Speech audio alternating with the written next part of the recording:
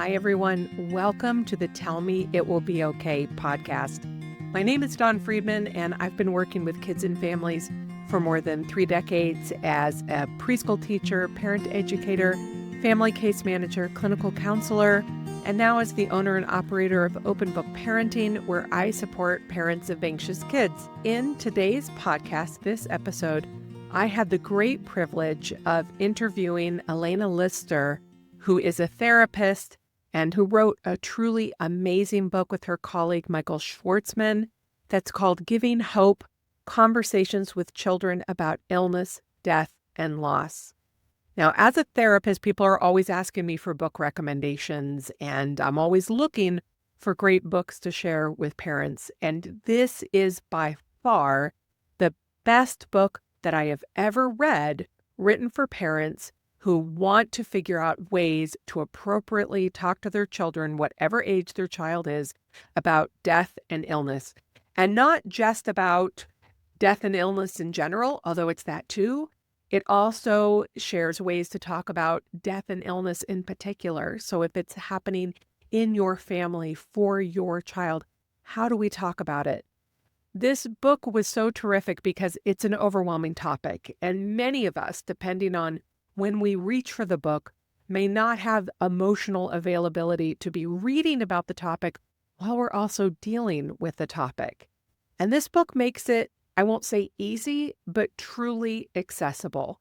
It's written in such a way and organized in such a way that you can dip in and out. It has little pull quotes and pull information so that you can just stop for a minute and get your breath while you're reading about these difficult topics. This book is magnificent. And they co-wrote it also with a woman named Lindsay Tate, who is a very experienced co-writer, ghostwriter, writer in general. And the three of them have really created a book that is a treasure. And talking to Elena was also a treasure. I so enjoyed our conversation. And I hope that you feel as held as I did during the interview. Her presence is so calming and such a safe space that I think you too will feel better at the end of this conversation. And just a heads up, I also interviewed her colleague, Michael Schwartzman, about an earlier book of his. So keep an eye out for that interview as well. But let's get right into it and welcome Dr. Elena Lister, who is going to share with us how to talk to our kids about hard topics like death. Hi, Elena. Thank you so much for joining me today. We were just talking a little bit before about how much I love your book, and I wanted to dive in with a really big topic that it's not just related to death, it's sex, drugs, rock and roll, all of it, which is this idea. Parents are often afraid to talk to their kids about something because they're afraid of putting the idea in their child's head. And can you talk about that a little bit and explain why that's not the case? Absolutely. First of all, thank you for having me here. It's a real opportunity. I'm delighted and honored. So, yeah, I think actually this is true not just with kids. And people feel this in particular to raise a difficult subject about suicidal feelings. And they may be even scared to ask their child if they have those, because what if they put that idea into their head and they haven't? And it's usually the reverse. In experience of treating kids and families for decades and other colleagues, you're usually not asking and not saying the things that are already on their minds. Just like with death. So you're right. This is not only about death. This is about death, sex, rock and roll, and everything else. And we make a point about that in the book because we say we had an example of a teenage boy who talked about why he talked to his mother about his relationship with his girlfriend. And that was because she had always talked with him honestly about death when he was growing up. So these things all feed into each other. You're creating a trusting bond with your child about difficult stuff. So your child's already thinking everything, whether or not you know it. And in fact, you usually don't. And we are just not that suggestible. Think about it for yourself, for anybody you know. If you said to them, you really should always blah, blah, blah, that doesn't mean they're going to go do it. I mean, so we're just not that, even children are just not that suggestible. My experience with even young kids, they have very strong ideas, and it may be about things that you might not think are as crucial, like I like peas and I don't like carrots, but they're stating that they know what they think and feel in that very minor example. So you can't make a child feel anything. You really can't. In fact, a lot of parents wish they could sometimes, but you can't. So you can ask anything. And what you do in asking is really crucial. You open the door for them to come to you if they have thoughts along those lines about sex, drugs, whatever, because you've shown you're not afraid to talk about it. Otherwise, they presume you don't want to talk about it because why would they're just afraid you'll judge them or be mad at them or disappointed in them. One of the things you talk about specifically is Disney movies, which are just tons of death in Disney movies. And I thought about how often we show kids the movies and we don't talk about the death. Yes, that's right. That's right. Exactly. And it's as though we glide over it. And partly that's our own difficulty with seeing the death aspect. Partly it's our using our adult brain to say, well, I know that's an animation and this character didn't really die or whatever. But in fact, Disney movies are rife with that because it is central theme in development. I mean, they pick central themes: separation, loss, growth, relationships. So feelings. I mean, I'm just trying to go through my head through all the Disney and Pixar movies. So I think that there are a lot of Disney movies that are actually almost all about death. I mean, their basic premise is about things that come back to life afterwards, or how you like Lion King. Mhm. I mean, it's about a lot of things, but that is central. So I think that they are pulling out something that is making people gravitate toward them because it taps into deep, deep emotional, primal things that we all struggle with.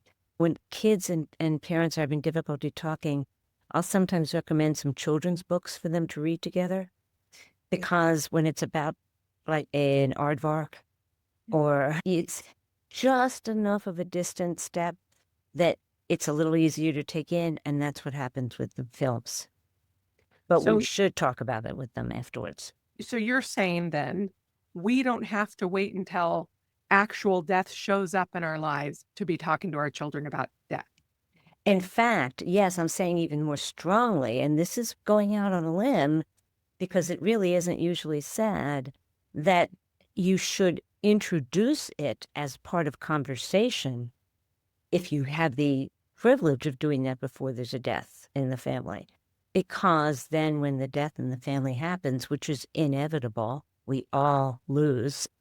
This one, the conversation about death has already been opened up. We can talk about this, and it's okay. I will be with you about that. And two, the questions that they might have just about what is going on here, they've already had answered. And three, the things that are hardest for us are the things we're not prepared for. So if your child knows with a sense of safety that death happens, flowers die, that then when someone becomes ill and dies or dies suddenly, of course it's shocking and devastating.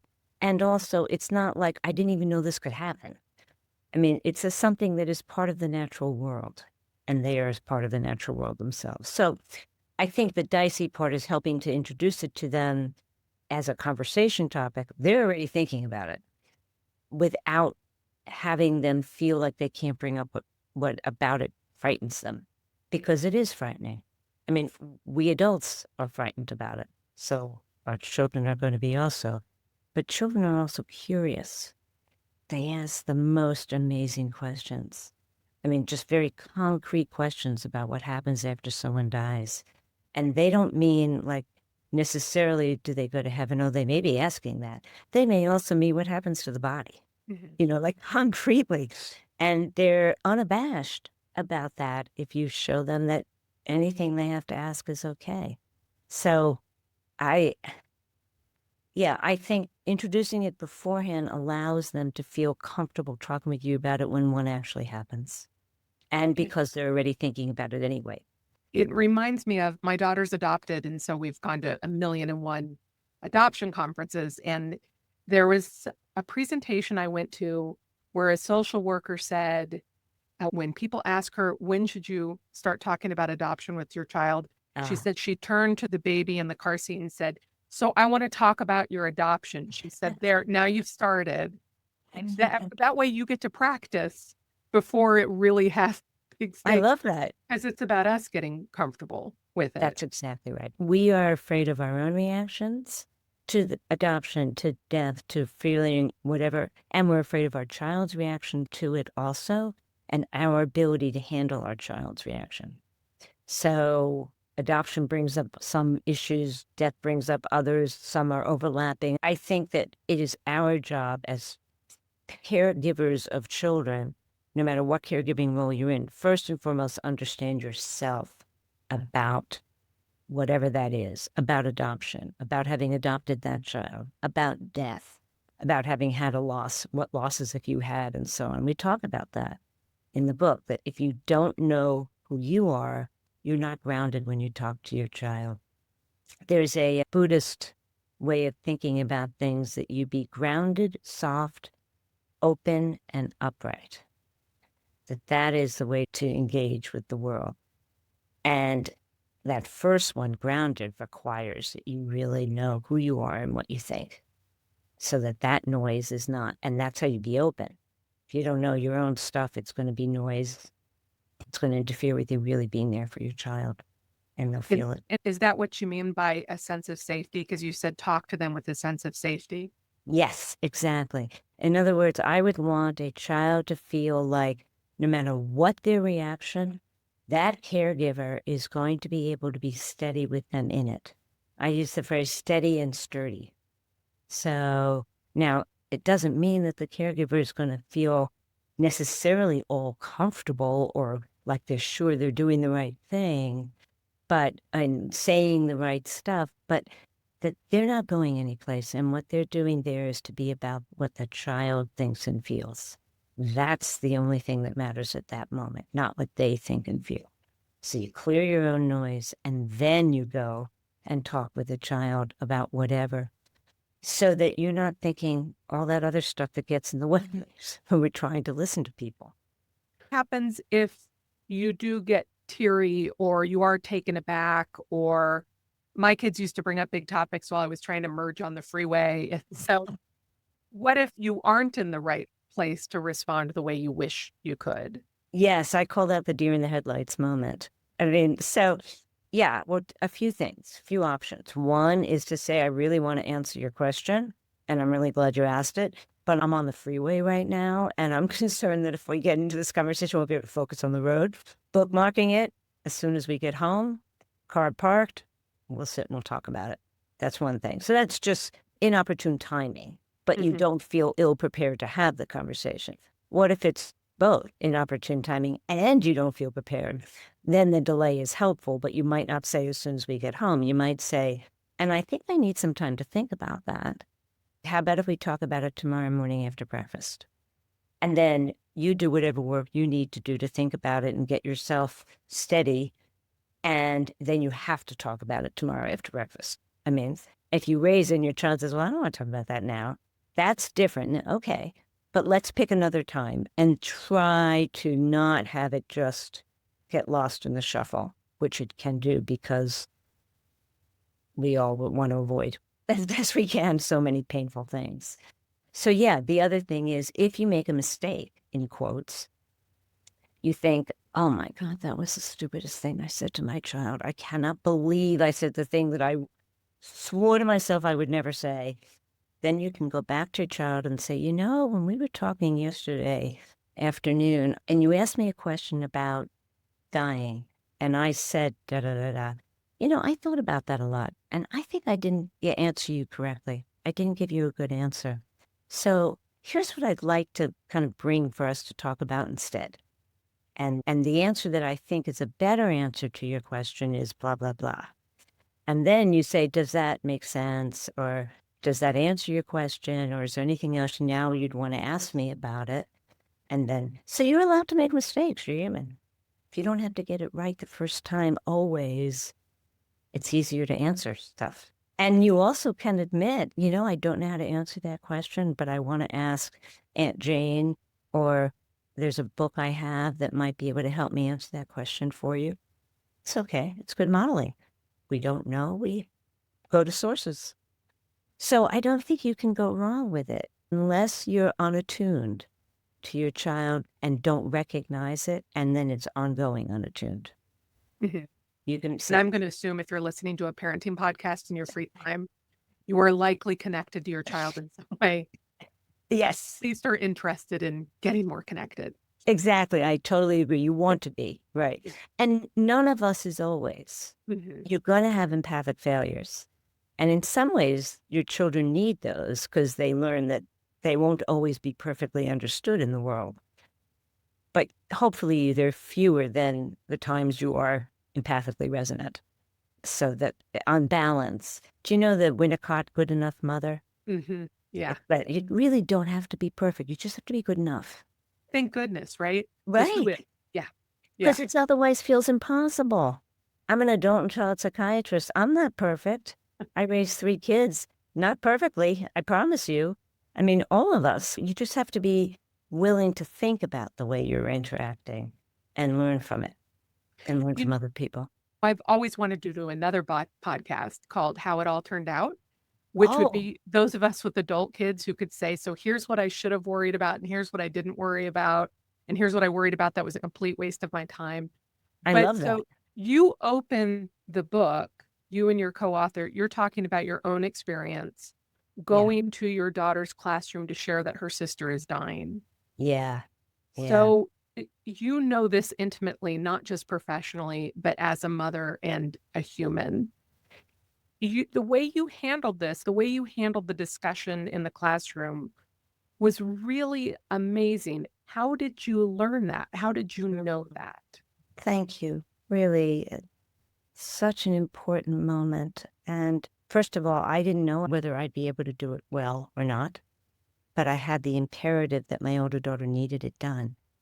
And not because she asked, but because I could see that it was too much for a kid her age to have to answer questions about her sister dying, and also because otherwise kids would be scared to come to our house. And then my older daughter loses friendship connections because her younger sister is sick, and I didn't want that. She needed those connections especially, but actually didn't clean it up. I'm willing to say the things I didn't do well. When the power of the need on the part of my older daughter and my younger daughter, you're just in such a state of heightened awareness and attunement with, I was so aware of what these kids were hearing and what they might be thinking, and thought about it a lot in advance. And we had written a letter to the parents so they knew it was happening, so that they didn't freak out when their child came home and said, oh yeah, Molly's mommy came and talked about death today at school and how Liza's dying, because that wouldn't be right. So we had people agree that they were willing to have their child in the room with us. It's from the heart. My husband, who died about 1.5 years ago, had a favorite little phrase. It's open heart, open heart. And that's what we were. We were just open hearts. And when you're in that state, there's just an automatic sense of connection. And I knew I had 2 missions in that room. One, well, first of all, I think in the story in the book, I explained that our younger daughter was very mad that we were doing this. My younger daughter who died was Liza. Liza was very mad that we were doing this because it's her private business, and how can we do this and go talk to 120 children about her when she didn't know all of those children? And she was really irate. And it was really important to Molly that she understand that even though it made Liza mad, that not everything is about Liza, that it had to be about her too. And so that was one of my imperatives, to make sure that Molly came away from this experience feeling our support and awareness of how difficult this was for her in the moment.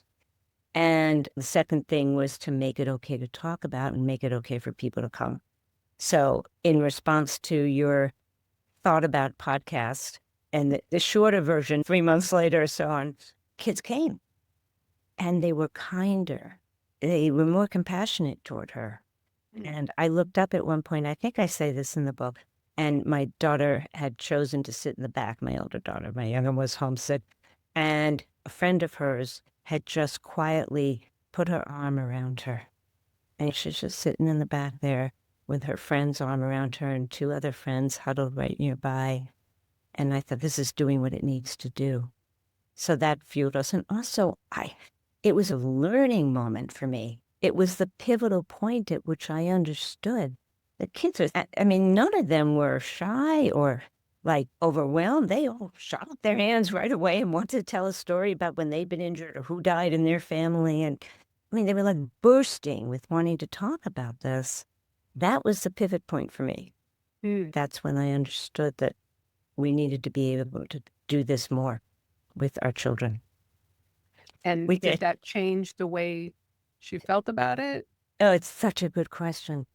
She always felt mad about it, but she also understood there's something about when children are very ill for quite a while, and she was ill for the last 2 years of her life, from age 4 to age 6, they develop a kind of compassionate wisdom that, or at least I saw that in Liza, and I've seen in a bunch of other kids, that surpasses their age.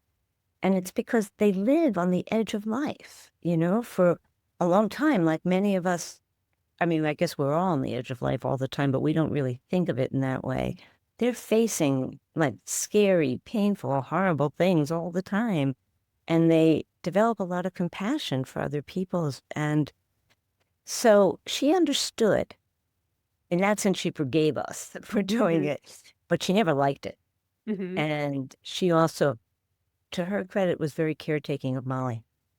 The night that she was dying, and the night that Liza was dying, and we were all at home together, Molly got sort of sulky because it was her birthday soon, and she went upstairs, like, kind of, I'm going to just go like sulk in my room a little bit. Liza said to my husband, you need to go talk to Molly. And he said, no. He didn't want to leave because he understood that she was dying. And she said, no, you need to go get Molly. You need to go and be with her and see if she wants to come back down. And so he did. And she came back down about 10 minutes later with him, and we were all together again. Liza understood. I don't know how, in the midst of that moment in her dwindling life, she was able to tune into Molly so deeply. She gave Molly a massage that night. The night Liza was dying, she gave Molly a back massage because she knew Molly needed it. I mean, it's really just amazing to me what children can do. I love my children. I think, that, believe me, they are not perfect, but I really do think they're wonderful. But what Liza did, I mean, she wasn't an exception. Other children can do that same thing. So that's why I can speak about it freely, because if you give them space, they will.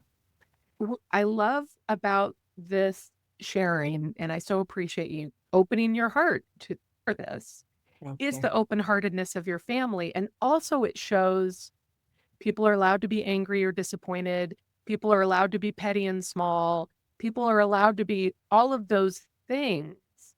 And that's part of why we're talking, is so we can bring all of ourselves to these experiences. So when you're able to say to Liza, we really need to do this for your sister, and you're allowed to not like it. That it doesn't mean you shouldn't do it. Right. Exactly. Yes. I think that's right. And it was an important message for Liza that not everything revolved around her just because she was the sick kid, and an important lesson for Molly. And that Liza, there was one night Liza was really mad about her leukemia, and she started, I adore books, and books were the one thing my kids would, like, if they could ask for a book, that's the one thing I'd probably never say no to. And we went to the library a lot, and I loved doing that. So she started taking the books out of the bookshelf in their room and just throwing them on the floor. She was mad. To me, that's like a precious thing. So she was just really mad. And we just let her do it because she just needed, she was mad. She was going to miss out on the rest of life. I mean, she had a right to be mad. And Molly was allowed to be sulky sometimes. I mean, you know, my husband was sulky. I was sulky at times. I was mad, although mad actually was not the main. I didn't feel much madness. I felt mad when doctors said things that were hurtful to my child. Not purposefully, but they just were not tuned in, and they said things that were damaging. But beyond that, I wasn't mad that she got leukemia or mad that she died, because that's not anybody's fault. It just is. That's how I understood it. And I think that's how we all understood it. About, like, the after, like the growing up. And Molly, who knows that I speak about her, none of this is without permission, is now 38 and married and has a son who's my grandson, and who's just fantastic, of course, I think. And she's okay. She's thriving. But she went through a period of time after Liza died when she couldn't go to any after-school activities, because getting to school and making it through the day was hard enough for her, carrying the grief that she felt, that she would just get home and, like, she could come 3 o'clock, that was it. She was done. And it took a while for that to, I mean, she wore it, she carried it, and she still does. When she got married, unbeknownst to us, she and her husband planned a tribute to Liza the first 5 minutes of their wedding. And so there she is, 20 some odd years later still. So it's not that these difficult things don't impact us, or that they're not scarring and maybe even damaging in ways, but that there's a lot of growth potential within them also, and a lot of potential for love and closeness. And I feel like that kind of, to me, that's the stuff that makes life okay. I'm thinking about that because I'm thinking again about your advice, parents, that you need to know that you've kind of got a handle on it a little bit. But how do we know if we've got a handle on it? Because I think many of the parents I work with don't understand that distress tolerance means you're feeling distress. Distress itself is a sign they're doing it wrong. And I go, oh no, That's suffering right. is part of it. Yeah. Right. Yes. So how can you help them understand when their distress is too distressing? Well, something that I like to think about is to suggest a parent imagine the conversation with their child in their mind. So sort of a dress rehearsal. We have some best practices. One of them is expect the unexpected. And that is because no matter how well you plan a conversation with a child, they're going to say something that you completely did not think of, or act in some way that you completely never occurred to you would happen. If you think about it in advance and you find that you're calm, that's a pretty good barometer. It's maybe different being with your child, but if you've kind of done a little dress rehearsal in your head, knowing that it may not pan out exactly that same way, but being prepared in general. And the main thing is, if you can ask yourself questions about that distress that you're feeling. Why is this distressing me? Well, it's distressing, let's say grandpa died. It's distressing me because my father died, of course, whatever. Okay. All right. What about that? And have you had a chance to look at that pain of that enough so that when you're talking to your child, while it may always be there, it is separate from what your child is going to react to about that. So you can sort of test yourself a little bit. The other thing is to talk to other people. Talk to a partner, talk to a best friend, talk to somebody in the clergy, talk to a therapist, talk to anybody who you trust. And, do you think I'm like on top of it? This is all with the luxury of time. You don't always have that time. Which is why we suggest that you go to these kinds of conversations, if you can, with someone else who you trust and who the child trusts. So that if you feel like I'm losing it, I'm just, I am going to scream and wail in about 30 seconds, that you can say to the other person who ideally is a little bit less affected than you, or you're the one that's less affected, but there's one adult who's a little less affected, I'm going to go to the bathroom and I'll be right back. And you say, or to the child and the other adult. So if you don't have that capability, not all of us do, and you have to deliver news, which is awful, a sudden death of a parent, then you just do the best you can.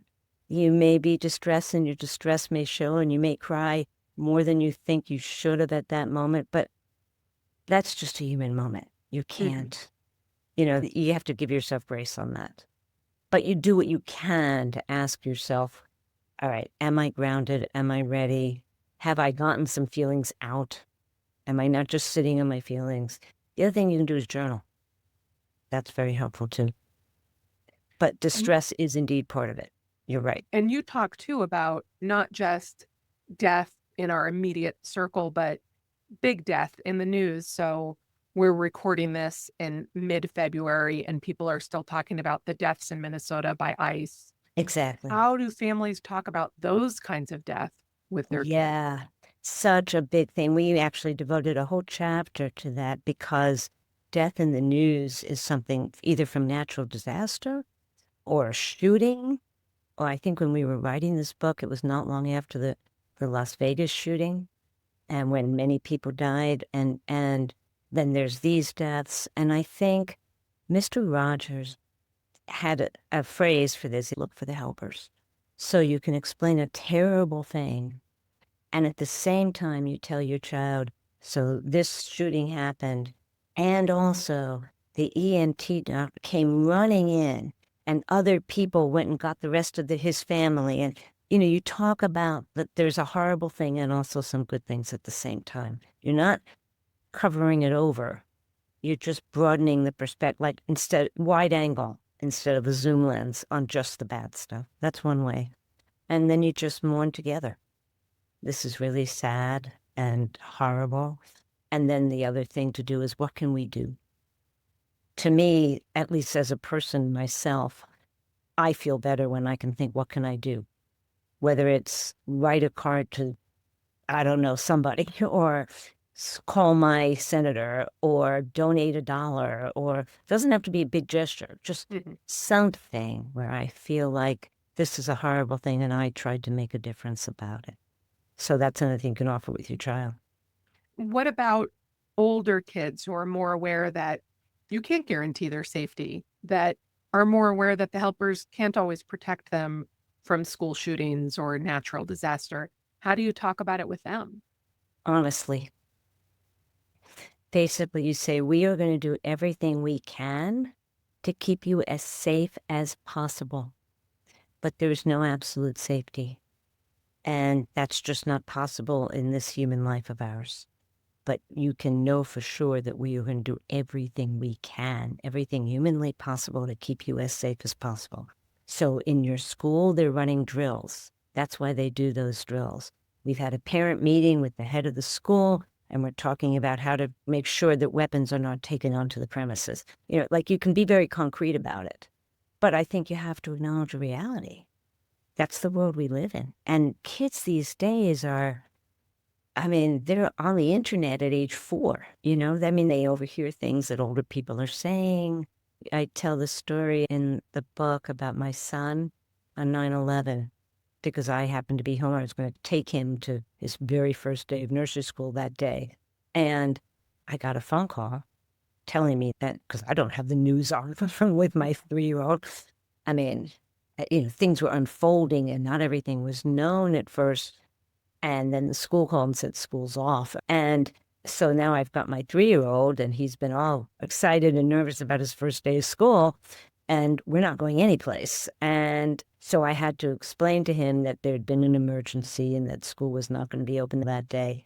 And then we went on and played, and I just kind of said, we're just going to play. I did not say anything about the specifics. And if people called me, I answered, and said, I gotta go. Not even long, because he'd be suspicious. And then later, he was building with blocks, and he took his little Harry the helicopter from Thomas the Tank Engine and flew it into the building that he had built and said it knocked down the building. And I said, it was 9/11. And how he had learned that, I have no idea. That's why I detailed what I had not let in, I thought. But so kids pick up on stuff. You can't lie. They know it. And then we had to talk about the fact that, yes, that had happened, and some people had done that, and they were angry, and they they did something extremely harmful and very terrible, and that they were looking into finding out who it was, and so that they couldn't do it anymore, and things like that. I think when I'm talking to parents, what I realize when they're asking me these questions, how do I explain it? How do I talk about it? Really, what they're asking is, how do we live with this? Yes, that's And right. and I think that at underneath it, all anxiety, even if it's anxiety about getting your homework done in time or whether or not your friend is mad at you, it all comes down, we're anxious about death. It's an existential crisis. That's If- exactly right. I think that your book is so essential, and Oh, people may not realize that because they think death is compartmentalized. Here is death, and here is life, and we're worried about homework and baseball and lunch. But it's all learning to live with the reality that we all die. that's exactly right. And this is where the Buddhists come in handy in terms of their philosophy, because they're all about that. And the idea being that rather than that being a real downer and making you live terrified, it sweetens life. Because while you're in the middle of the worst traffic on the highway and you just think, I've just missed my luncheon, you also remember, gosh, I'm alive. And I don't know for how long. And it's all good on some level because I'm here to live it. And that's what you can convey to your children. Whatever life brings, it's going to be good and there's going to be bad. 10,000 joys and 10,000 sorrows. But we are all going to be together as much as we can about it. We're all going to use love as the way that we communicate with each other. And I mean, at least in my family, everybody knew death happens when you're young. I mean, my son, who was born after my daughter died, I mean, he grew up in a family where his older sister had died before he was born. So I mean, it was just part of the conversation. If you go into CVS, aisles of anti-aging cream, hair dye, anything. We don't get old, do we? No, we don't get old. And I feel like it's lucky to get old. Like I wish that we all could like not think, oh, aging and my lines and everything else, but just say, I'd rather be here than not. And it's a privilege to be able to live whatever life it is. Doesn't mean I may want to try to make my life better. It just means, for the most part, it's really, really, really good to be here.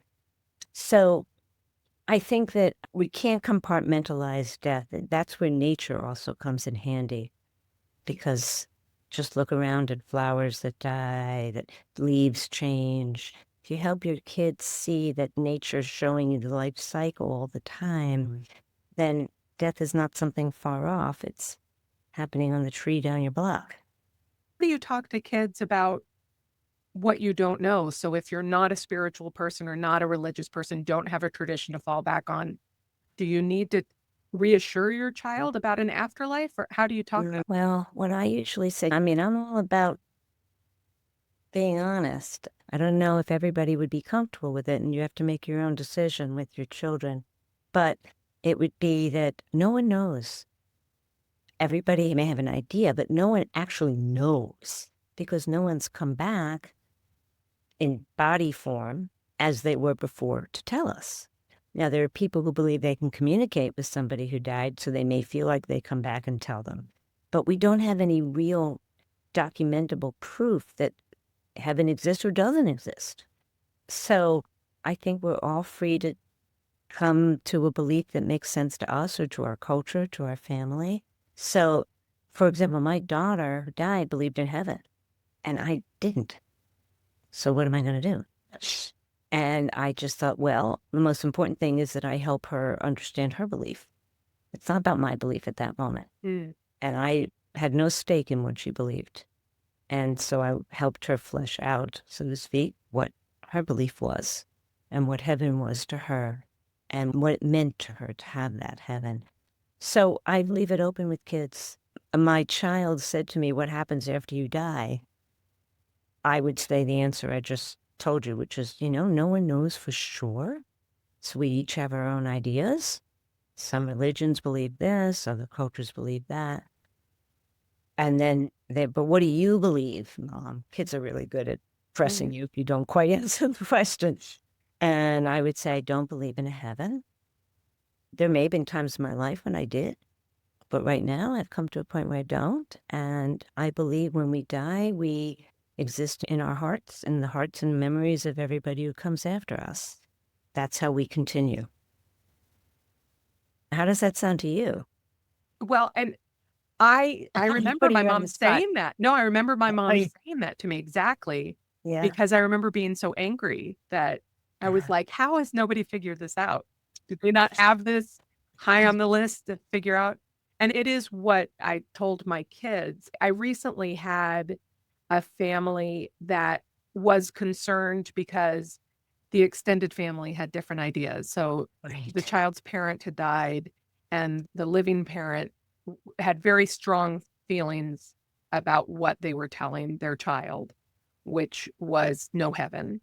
And Okay. the grandparents, who they were the parent of the adult child who had died, felt really strongly there was a heaven, and they were trying to get me to choose sides.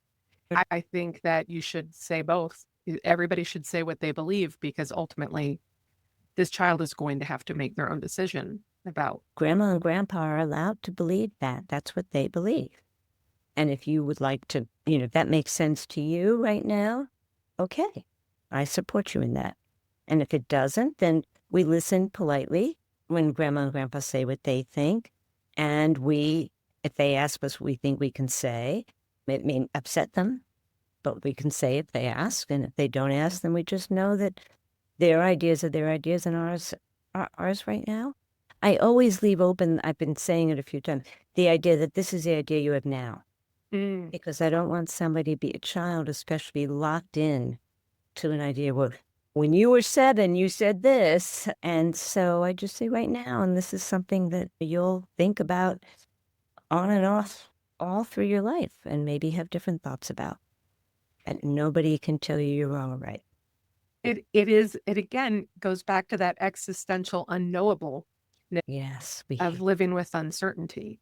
yes, we hate that. No, I hate it. I'm not above that. That's for sure. Yeah, it's true.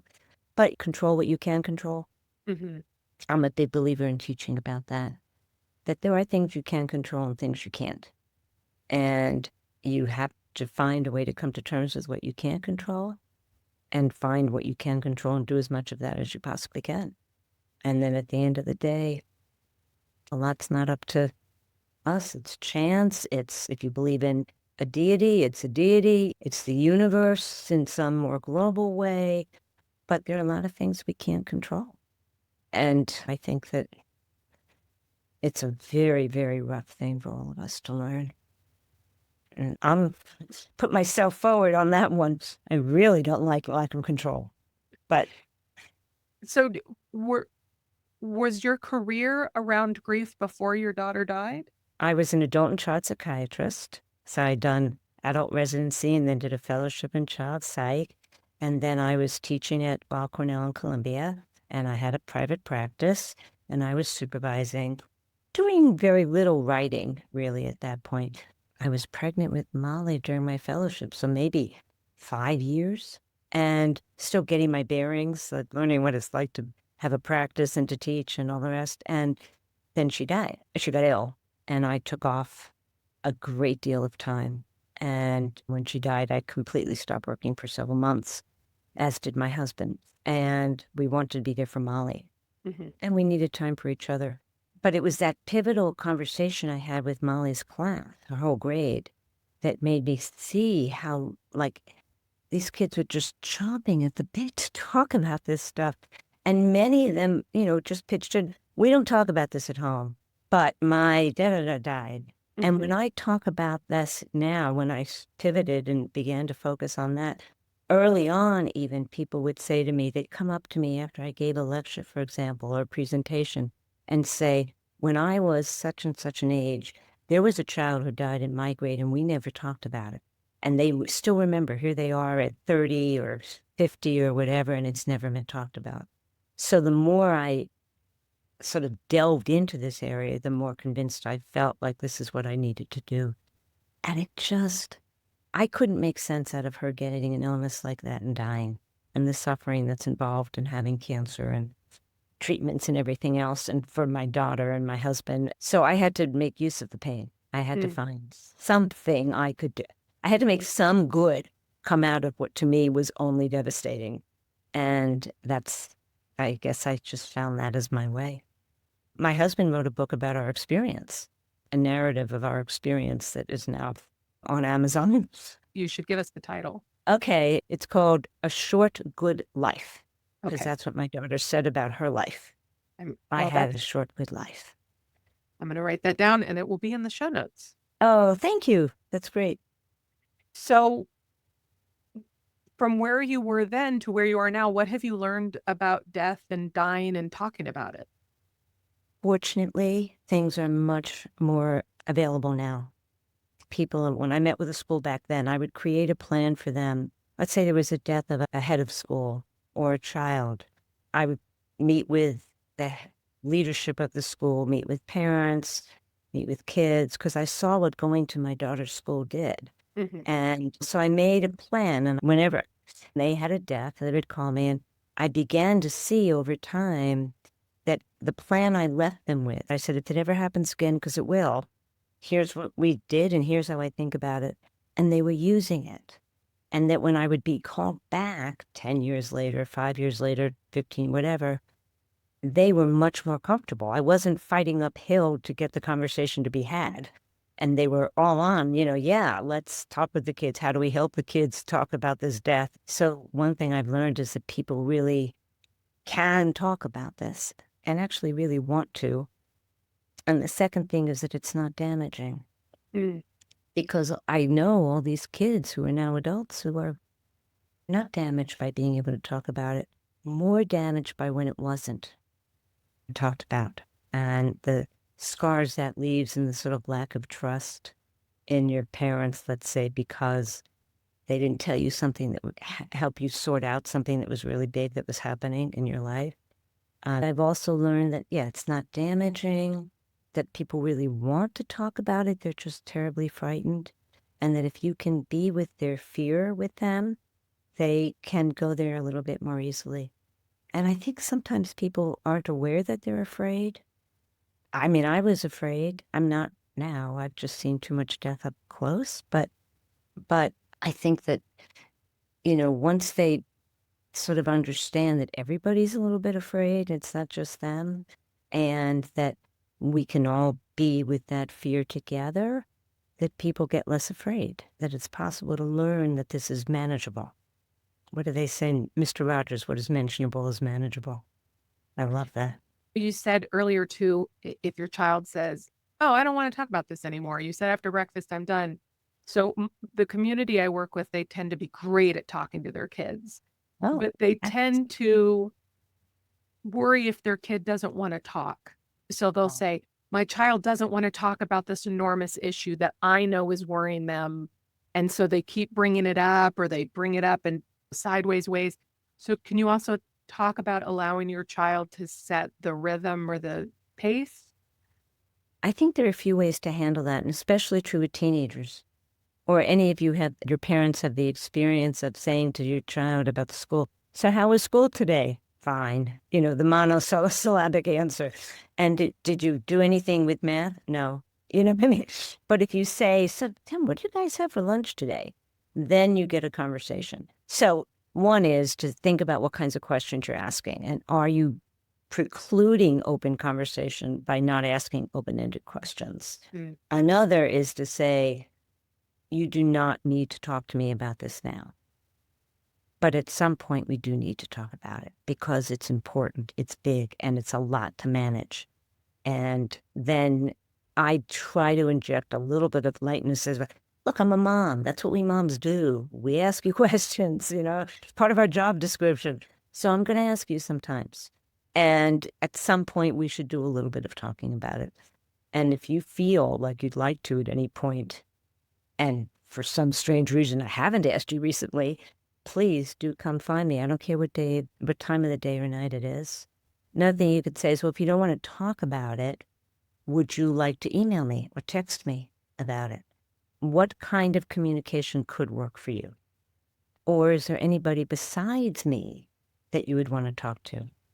my kids, one of my dearest friends on earth since I was 6, my kids, she's like a aunt, but she's not an aunt. So maybe they want to talk to her instead of me, and to not take ego about that. Like, the main thing is that they find an adult you trust that they can talk to. So they're, well, okay, so you don't want to talk about it with me. So come up with creative ways to give them choices, not boxed in. And then if they're not showing symptoms, I hate when the kids look fine, because they can look fine and really be struggling. But if you really get a sense that your child's okay with something that happened, even if it's big, I wouldn't push too hard. But I would come back to it, but not all the time. Yeah. Give it a few days. I think, again, about my daughter's adoption, Uh-huh. that it wasn't something we were talking about constantly, but we did talk about it a lot more than I thought before we adopted, because I thought it would be compartmentalized. That we would have days we talked about it. I didn't realize it would just be a part of our lives, be part of everything. And what would happen, and often it would be Disney or whatever, something would come up and it would make me think about her birth mom. We have an open adoption. And so I would just say, that really is making me think about Jessica. I wonder if it's making you think about her. Oh, that's good. And then would your daughter necessarily say yes or no? Yeah, the other thing, because my mother always used to say, you are putting ideas in her head. You are making her think about her adoption. That wasn't true. For one thing, my daughter would tell me, no. So if you say, I'm wondering if you're missing your birth mother right now, she would go, not really. It didn't create it. Yeah. It just let her know that it was a thing we talked about, that I thought about it, that I was thinking of her sometimes, that I was thinking of her and she didn't have to think about her. Right. That it was, yeah. And that you could think about her and not feel threatened. Oh, yeah. But there's a similarity with a death, talking about somebody after they died. Do you not bring up the person because maybe you'll make your child sadder? No, you're not going to make your child sadder. So you can say, this reminds me, Grandpa used to love spaghetti and meatballs also. And your child says, yeah, okay, fine. I could care less. Or, oh, I remember I made that with him once. Whatever it is. So I think what you were doing that was beautiful was allowing your child to have whatever reaction they were going to have. And you could share what you felt without imposing it. And that's really a beautiful thing to do. Well, and if she was sad, so if you say, this is making me think about Grandpa and his famous meatballs, and they cry, you didn't make that. No. That sadness was there. You just opened the door so it could come out. And if it was there already, I always feel like I would rather a child handle something with you than handle it by themselves when it's big things like this. And so, yeah, I'd much rather they cry and then you can hug them or talk to them or whatever helps them when they need comforting and solace. And then they're not alone with it. I think everything is harder when you're alone with it. It's just a deep conviction I have. And my mother-in-law, who died when she was 99, just 2 years ago, used to say, pain shared is pain halved. And I learned that from her and sort of really abide by it. Not forced sharing, as you're mentioning, that you don't do that, but you just make it clear that I'll help you carry it if you want, if it's there. And you can survive their pain, as you were saying. Because kids take the cue. Do you know there's a wonderful book called Armfuls of Time? It's by Barbara Storks, and it's about dying children and her work with them. I think she's from Canada, but I'm not sure. It's maybe out of print. If you ever want a copy, I'll get you one, because I think I have like 3. It doesn't mean all of you who are listening. She's talking. Well, I hoarded like 3 because they were out of print. And I was like, okay, this book is too precious. I have to have a copy that I could lend out to somebody, that kind of thing. But the children who are dying talk to her and say, I know I'm dying, but Mommy and Daddy don't tell me and talk to me about it, so I can't tell them. Wow. Yeah. And I felt like I just never wanted a child of mine to be in that position. And these kids die knowing they're dying, but facing it alone because their parents can't handle it. Children often, if the child is in the hospital, often talk to nursing staff. nursing staff is so wonderful. They know so much about your child if they're ill and in the hospital. And a child will find some place to talk about it, but only amongst people who they feel can be there with them. Do a shout out right here to child life specialists too, who Yes. do Yeah, God's work. Oh my gosh. They're totally. amazing. I totally agree. That's right. And they are the people that make kids smile and laugh the most and sort of discover who children are. It's absolutely wonderful. And Yeah, they you're can right. help us when we need language to talk about procedures, to talk Right. about pain, That's all of right. that. And they are really amazing people. And I know there are some that are even now in private practice. You no longer have to be attached to a hospital to I access. didn't know that. Oh, really? That's Yeah. great. Yeah. So if maybe you don't have access to a child life specialist because the person who is ill is a relative or a friend, you can still reach out to them and get resources to help you talk about it. I mean, they are amazing. And you can say, which actually I wanted to make sure. So the way you talk about cremation, I was like, that's how you talk about it. And can you just say it right here so people understand that there is a way to talk about it that isn't terrifying? And actually, no, it isn't terrifying. And we talk about the fact that it's really ashes to ashes, dust to dust. That's really basically it. And you explain that some people, after they die, they know before they die that they would like to not be buried in the ground, but they would rather be returned to the state that they were in initially, which is ashes to ashes, basically. And so the only way we know how to do that is to make their body into ashes is with fire. And they feel no pain, and it's what they want. And then you, as a person who loved them, may be able to hold their ashes in some sort of container, and then you can decide what you would like to do with that. Not all that scary. I mean, it is scary if you think about the person as alive. Mhm. But if you think the person is not alive and it's what they wanted, I think that's another crucial thing, because we think of those kinds of things like fire. That only happens when we don't want it to harm us. But this is just really returning to the earth, just like a burial can be also. It's a returning to the earth, which is where we came from. And sometimes I use the analogy of leaves, because, they grow in a tree and then they fall and they become mulch, and then they go into the ground, and then the tree gets its nutrition from them and it comes back up, and more leaves grow and so on. That it continues the life cycle in a way. And also that there's no right way to go. There are religions that believe you should not do cremation. And if that's your family's way, that's what you do. If your family is comfortable with cremation and that's what the person wanted, that's what you do. That there are all sorts of ways to handle a human body after someone dies. But the main thing is that they no longer feel pain. And do you think children should go to funerals and participate in services? Yeah, I do. With certain provisos. I don't think there's an age limit.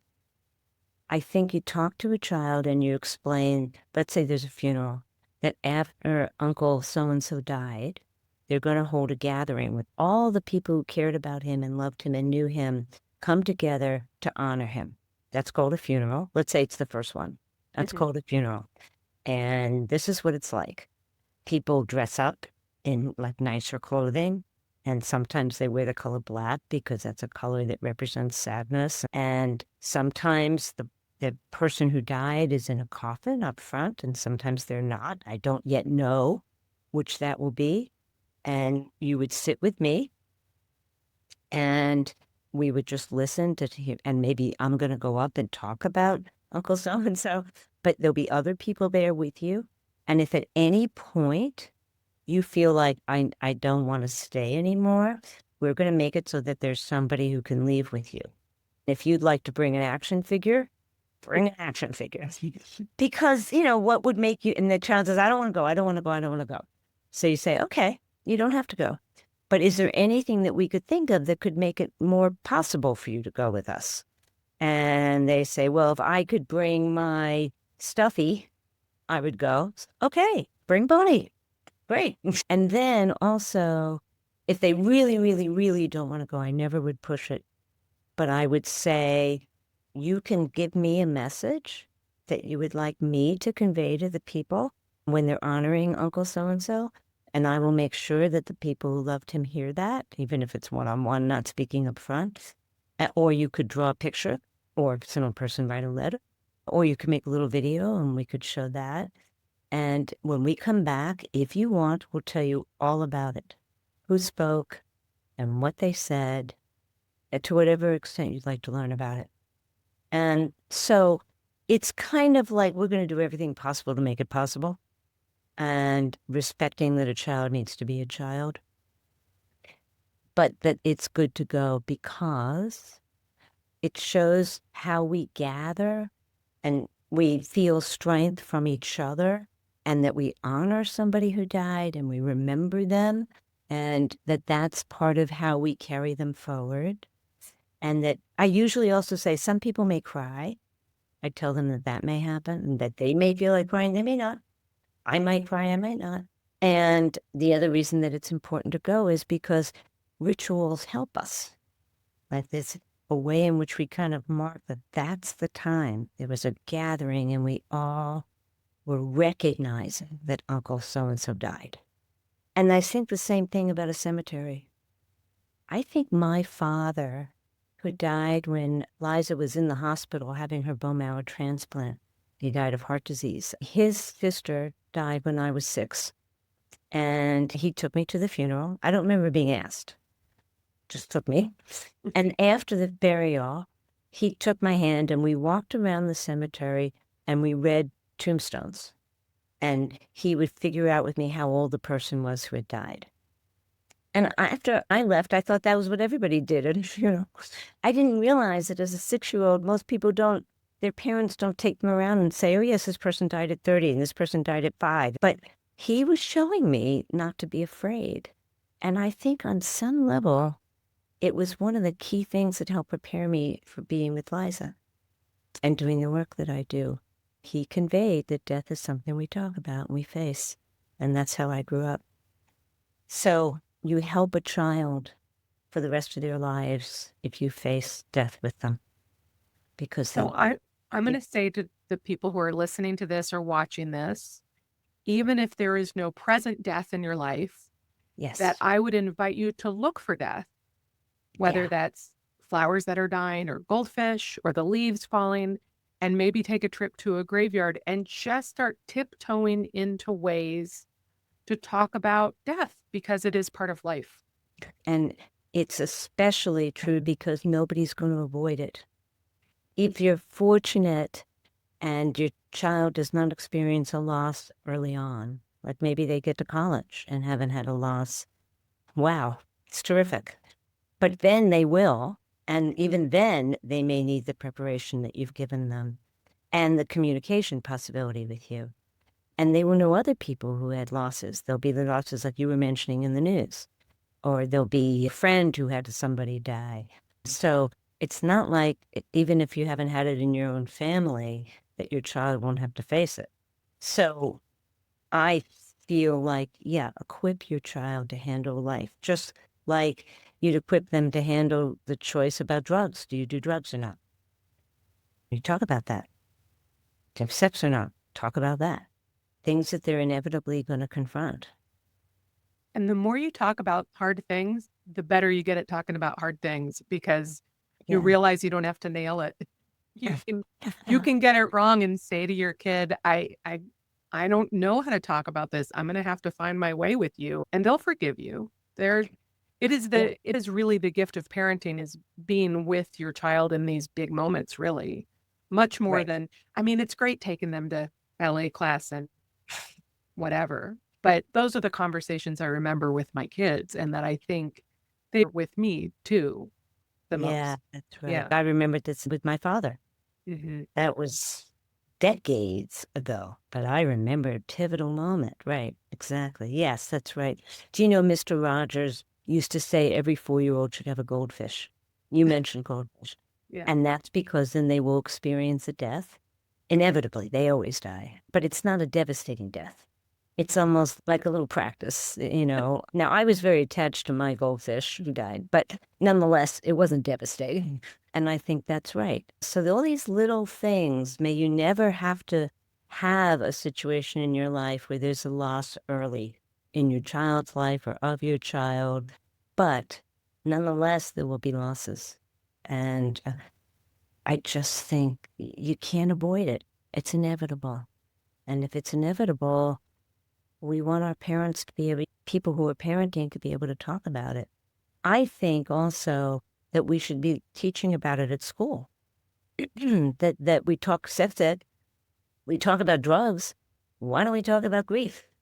You know, a little didactics on what grief is and how it looks like and how to understand it. I mean, it's a major part of living.